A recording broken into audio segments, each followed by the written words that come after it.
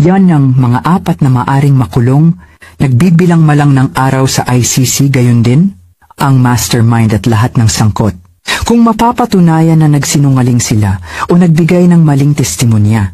Ayon sa Article 70 ng Rome Statute, ang mga testigo o sino man na nagbibigay ng maling impormasyon sa ICC ay maaaring makasuhan ng perjury o obstruction of justice. Ang mga parusang maaaring ipataw sa kanila ay kinabibilangan ng pagkakulong ng hanggang 5 taon, pagmulta ng malaki lalo na at milyong-milyong Pilipino ang naabala, pinakalalo ang pamilya ng former na Pangulo, at ang pagkakakulong niya doon ng ilang araw hindi on basta-basta. Lahat tayo ay babayaran nila ng dolyares. Lahat tayo naabala.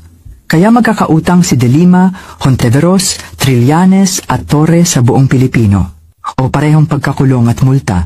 Ang mga kasong ito ay isang seryosong usapin sa ICC at ang sinumang mahuling nagsisinungaling ay maaaring makaharap ng mga malubhang legal na epekto.